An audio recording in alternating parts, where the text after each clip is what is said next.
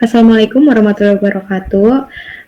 Perkenalkan saya Gita Priliana dengan NIM 211010 dan rekan saya Rizali Fathiha dengan NIM 21101025. Di sini kami akan mempresentasikan terkait parameter cost dalam komunikasi data.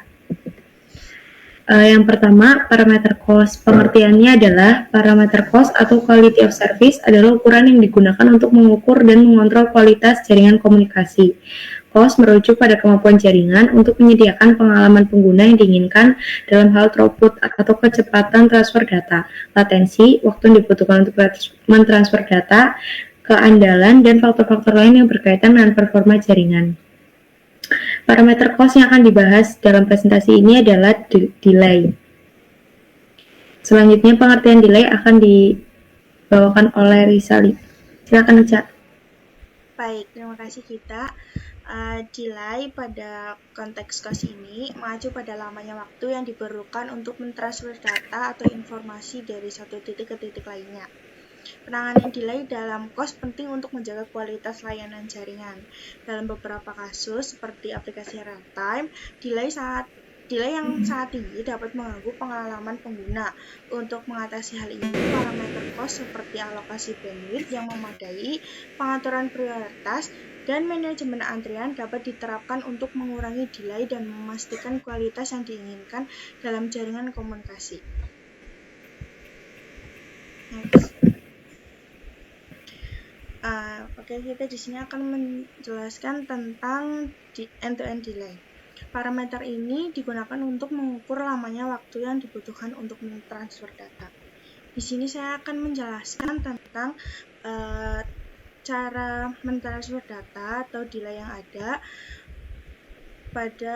yang sudah saya aplikasikan pada software Fireside.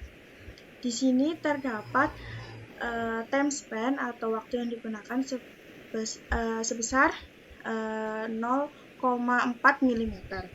Nah, di sini pada capture tertulis 0,4 mm, lalu pada display juga 0,4 milisecond, maaf. Nah, di sini terdapat 11 juta bytes, sehingga pada waktu 0,4 milisecond itu terdapat 11 juta bytes yang dikirimkan, dan yang didisplay juga sebanyak 11 juta bytes. Hal ini menandakan bahwa aplikasi parameter ini tidak terdapat delay. Hal ini juga dapat dilihat pada paket yang dikirimkan. Pada saat capture terdapat 9.515 paket yang dikirimkan, dan yang didisplay juga terdapat 9.515. Hal ini juga tidak ada delay pada parameter yang sudah diaplikasikan. Next.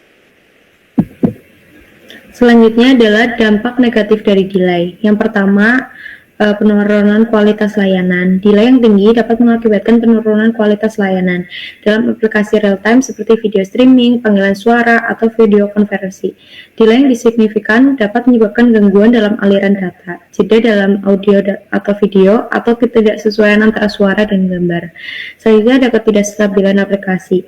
Delay yang tidak konsisten atau jitter yang tinggi dapat menyebabkan ketidakstabilan dalam aplikasi. Misalnya, dalam aplikasi gaming online, delay tidak dapat konsisten dapat mengakibatkan lag atau penundaan yang tidak diinginkan antara tindakan pemain dan respon yang ditampilkan pada layar. Kemudian pada penurunan efisien, delay yang terjadi dalam jaringan sangat menghambat efisien operasional. Misalnya, dalam jaringan telekomunikasi, delay yang tinggi dapat menghambat penyampaian panggilan atau mengakibatkan keterlambatan penerimaan pesan teks yang dapat mengganggu komunikasi dan kerja tim. Selanjutnya, cara membantu mengurangi dan menghilangkan delay. Yang pertama dapat dilakukan adalah prioritaskan jenis aplikasi yang lebih membutuhkan respon lebih cepat. Kemudian mengoptimalkan pengaturan cost. Selanjutnya, atur ukuran dan pengelolaan buffer pada perangkat jaringan. Lalu lakukan pemantauan dan analisis yang berkelanjutan terhadap kinerja jaringan. Melakukan pengujian dan simulasi dalam lingkungan jaringan dapat membantu mengidentifikasi dan memahami dampak delay, dan mengimplementasi teknik traffic shaping untuk mengendalikan penggunaan data. Demikian presentasi dari kelompok kami. Terima kasih.